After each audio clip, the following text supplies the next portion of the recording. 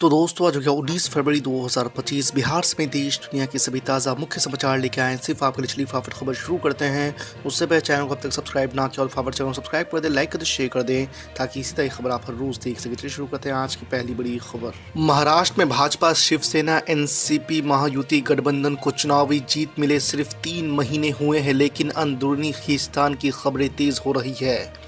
राज्य सरकार द्वारा विधायकों और मंत्रियों की सुरक्षा समीक्षा के बाद कई नेताओं की सुरक्षा घटाई गई या वापस ले ली गई है। खास तौर पर एकनाथ शिंदे गुट के कुछ नेताओं की सुरक्षा घटाने से असंतोष बढ़ा है। आपको बता दें कि महायुति में खटपट की खबरों पर विराम लगाते हुए शिंदे ने यह जरूर कहा है कि हम एमवीए या इंडिया गठबंधन जैसे नहीं हैं, लेकिन सूत्रों का कहना है कि 5 अहम मुद्दे हैं जो इशारा कर रहे हैं कि महायुति में ऑल इज वेल नहीं है। अब कोर्ट आने की जरूरत नहीं है, खर्चा हो जाता है। सावरकर मानहानि मामले में राहुल गांधी को मिली बड़ी राहत। जी हां, आपको बता दें कि पुणे की एक विशेष अदालत ने हिंदुत्व विचारक सावरकर के विरुद्ध कांग्रेस सांसद राहुल गांधी की कथित आपत्तिजनक टिप्पणियों को लेकर दायर मानहानि मामले में बड़ी राहत दी है। अब राहुल गांधी को इस मामले में अदालत के समक्ष व्यक्तिगत तौर पर पेश नहीं होना पड़ेगा। 27 सालों के बाद दिल्ली की सत्ता में लौटी भाजपा का मुख्यमंत्री कौन होगा, इससे बुधवार को पर्दा उठ जाएगा। उधर 20 फरवरी को रामलीला मैदान में होने वाले शपथ ग्रहण समारोह की तैयारियां जोरों पर हैं। समारोह के समय में बदलाव किया गया है। समारोह अब दोपहर 12 बजे होगा। इससे पहले पार्टी नेताओं ने कहा था कि समारोह 4:30 बजे से होना है। विधानसभा चुनाव के बाद दिल्ली में नए मुख्यमंत्री का इंतजार बुधवार को होगा खत्म। भाजपा विधायक दल अपना नेता चुनेगा। सुप्रीम कोर्ट ने मंगलवार को एक यूट्यूब शो के दौरान कथित रूप से अशोभनीय और अश्लील टिप्पणी करने के लिए social media influencer Ranveer Allahbadia के खिलाफ दर्ज कई एफआईआर्स को लेकर उन्हें गिरफ्तारी से संरक्षण तो दे दिया, लेकिन उन टिप्पणियों के लिए इलाहाबादिया की कड़ी आलोचना भी की है। इस दौरान शीर्ष अदालत ने कहा कि यूट्यूब पर अश्लील सामग्री से निपटने के लिए कुछ करने का समय आ गया है। कोर्ट ने इस बात का सख्त कदम उठाने और नियम बनाने के लिए केंद्र सरकार को नोटिस भी जारी किया है। उत्तर प्रदेश के प्रयागराज में चल रहे महाकुंभ पर पश्चिम बंगाल की मुख्यमंत्री ममता बनर्जी ने विवादित बयान दिया है। योगी आदित्यनाथ सरकार पर निशाना साधते हुए उन्होंने बंगाल विधानसभा में कहा कि महाकुंभ अब मृत्यु कुंभ में बदल गया है। उन्होंने आरोप लगाया है कि महाकुंभ में वीवीआईपीज को खास सुविधाएं दी जा रही है, जबकि आम लोगों को वहां भारी मुसीबतों का सामना करना पड़ रहा है।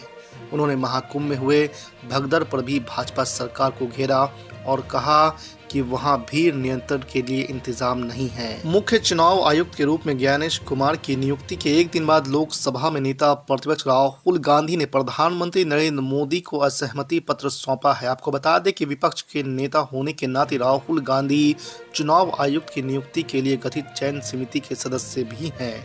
उन्होंने इस पत्र को सार्वजनिक करते हुए सरकार पर चुनाव आयोग की स्वतंत्रता को कमजोर करने का आरोप लगाया है। राहुल गांधी ने सोशल मीडिया एक्स प्लेटफॉर्म पर पोस्ट करते हुए लिखा है कि चुनाव आयुक्त के चयन के लिए गठित समिति की बैठक में मैंने प्रधानमंत्री और गृह मंत्री को असहमति पत्र सौंपा। इसमें मैंने स्पष्ट किया है कि एक स्वतंत्र और निष्पक्ष चुनाव आयोग के लिए सबसे महत्वपूर्ण पहलू ये है कि चुनाव आयुक्त और मुख्य चुनाव आयुक्त की नियुक्ति की प्रक्रिया कार्यपालिका के प्रभाव से मुक्त हो। ऑल इंडिया मजलिस इत्तेहादुल मुस्लिमीन के प्रमुख बैरिस्टर असदुद्दीन ओवैसी ने सोमवार को महाराष्ट्र सरकार के उस फैसले पर भड़क गए जिसमें लव जिहाद के खिलाफ नए कानून के कानूनी पहलुओं पर विचार करने के लिए एक समिति गठित करने का निर्णय लिया गया है। असदुद्दीन ओवैसी ने सोशल मीडिया एक्स प्लेटफॉर्म पर एक पोस्ट में कहा है कि ऐसा लगता है कि महाराष्ट्र सरकार के पास अंतर धार्मिक विवाहों की जांच के अलावा और कोई दूसरा काम बचा ही नहीं है। उन्होंने कहा है कि यहाँ तक कि मोदी सरकार भी कह चुकी है कि लव जिहाद की कोई परिभाषा नहीं है और कोई जांच एजेंसियों ने इसे साजिश मानने के सिद्धांत को खारिज कर दिया। हैदराबाद के सांसद असदुद्दीन ओवैसी ने कहा है कि बीएनएस पहले से ही किसी भी व्यक्ति को अपने धार्मिक पहचान छिपाकर शादी का वादा करने पर अपराधी मानती है। जबरन धर्म परिवर्तन भी अपराध की श्रेणी में है। उन्होंने कहा कि यह केवल एक अंकल सरकार बनाने की कोशिश है। सरकार इस बात में दखल देती है कि आप किससे शादी करते हैं, क्या खाते हैं, कौन सी भाषा बोलते हैं, कहाँ रहते हैं और किस धर्म को मानते हैं। ऐसा असउद्दीन ओवैसी ने पोस्ट किया है। बिहार में इसी साल चुनाव होने वाले हैं। विधानसभा चुनाव के दिन जैसे जैसे नजदीक आ रहे हैं, नेताओं की जुबान वैसे तल्ख होती ही जा रही है। आपको बता दें कि बिहार के नेता प्रतिपक्ष तेजस्वी यादव ने सीतामढ़ी जिले में मुख्यमंत्री नीतीश कुमार पर जबरदस्त निशाना साधा। तेजस्वी यादव ने नीतीश कुमार को पकड़ुआ मुख्यमंत्री तक बता दिया है। इतना ही नहीं, उन्होंने मुख्यमंत्री को बीजेपी का कठपुतली तक कह दिया है। जी हाँ, आपको बता दें कि सीतामढ़ी में तेजस्वी यादव ने कहा कि नीतीश कुमार मौन हैं। आजकल नीतीश कुमार पकड़ुआ मुख्यमंत्री हो गए हैं, यानी सिर्फ देह है, चेहरा है, लेकिन चला कोई और रहा है। वो हमारे बुजुर्ग हैं, हम उनका सम्मान करते हैं, लेकिन अब नीतीश कुमार मुख्यमंत्री के योग्य नहीं रह गए हैं। वो थक चुके हैं, उनका कोई मिशन या कोई रोड मैप नहीं है। बिहार को कैसे आगे बढ़ाएंगे, ये तेजस्वी यादव ने सवाल पूछा है। उत्तर प्रदेश विधानसभा में मुख्यमंत्री योगी आदित्यनाथ ने बजट सत्र 2025 के पहले ही दिन रौद्र रूप दिखा दिया है। उन्होंने समाजवादी पार्टी को सीधे निशाने पर लेते हुए तल्ख टिप्पणी भी की है। जी हाँ, उन्होंने कहा है कि विपक्ष के लोग हर अच्छे काम का विरोध करते हैं। यह लोग उर्दू की वकालत करते हैं। हम स्थानीय भाषाओं को बढ़ावा देने का प्रयास कर रहे हैं। अंग्रेजी की पढ़ाई ज़रूरी नहीं है, लेकिन वैश्विक परिदृश्य में प्रदेश के बच्चों को खड़ा करने के लिए अंग्रेजी जानना ज़रूरी है। मुख्यमंत्री योगी आदित्यनाथ ने कहा कि विपक्ष के लोग अपने बच्चों को अंग्रेजी स्कूल में पढ़ाते हैं और हमारी सरकार प्रदेश के गरीब परिवार के बच्चों को इस प्रकार की शिक्षा देना चाहती है तो विरोध करते हैं। उत्तर प्रदेश के विभिन्न बोलियों को, भोजपुरी, अवधी, ब्रज और बुंदेलखंडी को इस सदन में सम्मान मिल रहा है और हमारी सरकार को इन सब के लिए एक एकेडमी का भी गठन, अलग अलग एकेडमी के गठन की कार्रवाई को भी आगे बढ़ा रही है। ये सभी हिंदी की उपभाषाएं हैं, यानी हिंदी की बेटियां हैं। भाषा की समृद्धि के आधार है और हमें इसका स्वागत करना चाहिए। ये सदन साहित्य केवल विशुद्ध साहित्यिक और व्याकरण से के विद्वानों की नहीं है,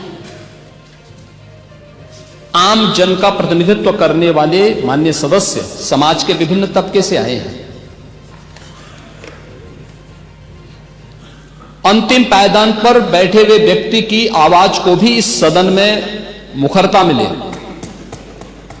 इसके लिए अगर किसी को हिंदी में वह धारा प्रवाह नहीं बोल सकता तो उसको भोजपुरी में भी अपनी बात को रखने का अधिकार मिलना चाहिए। अवधी में, ब्रज में या बुंदेलखंडी में उसको रखने का अधिकार मिलना चाहिए। ये कौन सी बात हो गई कि भोजपुरी में ना बोले, अवधी में ना बोले, इसका विरोध अंग्रेजी का, बुंदेलखंडी में ना बोले और उर्दू क्या वकालत कर रहे हैं? ये बड़ी विचित्र बात है। आप मुझे बताइए, मैं इसीलिए कहता हूं कि आप समाजवादियों का चरित्र ही इतना दोहरा हो चुका है, इतना दोहरा हो चुका है कि अपने बच्चों को भेजेंगे इंग्लिश पब्लिक स्कूल में और दूसरों के बच्चों को बोलेंगे कि एक गांव के उस विद्यालय में पढ़े जहां संसाधन भी नहीं है। ये दोहरा आचरण और जाकी रही भावना जैसी प्रभु मोररी देखी दिन तैसी, यह तो आचरण आप लोगों का है। इसीलिए आपने कल भी भोजपुरी का विरोध किया, अवधी का विरोध किया, बुंदेलखंडी का विरोध किया और आप लोग अपने दैनिक जागरण में, दैनिक जीवन में इस प्रकार के आचरण के आदी हो चुके हैं। और इसलिए अध्यक्ष जी, इसका अभिनंदन हम लोग करते हैं और इन बोलियों को सम्मान मिलना चाहिए। इनके संरक्षण के लिए ही हमारी सरकार भोजपुरी एकेडमी का गठन कर रही है, अवधी एकेडमी का गठन कर रही है संत तुलसीदास जी के नाम पर। इसी के आधार पर ब्रज भाषा इतनी समृद्ध भाषा है।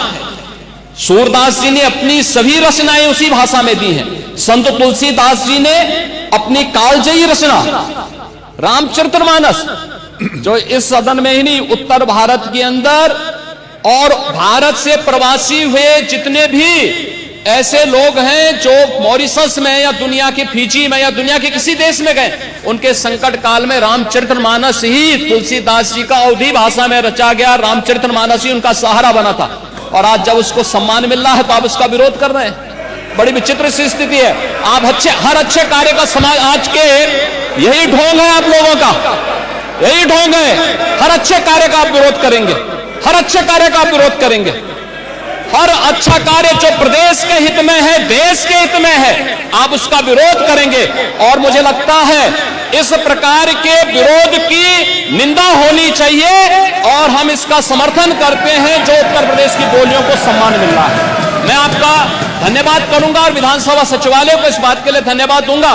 कल हम लोगों ने यहां पे इसका शुभारंभ किया, समाजवादी पार्टी ने उसका विरोध किया है और मुझे लगता है कि प्रोसीडिंग का हिस्सा होना चाहिए। इनको समाज के सामने एक्सपोज करना चाहिए। अपने बच्चों को ये लोग पढ़ाएंगे इंग्लिश स्कूलों में और दूसरे के बच्चे के लिए अगर वो सुविधा सरकार देना चाहते हो, कहते नहीं उर्दू पढ़ाओ इसको, यानी उसको मौलवी बनाना चाहते हैं, कठपुल्ला पर की ओर इसको ले जाना चाहते हैं। ये नहीं चल सकता है।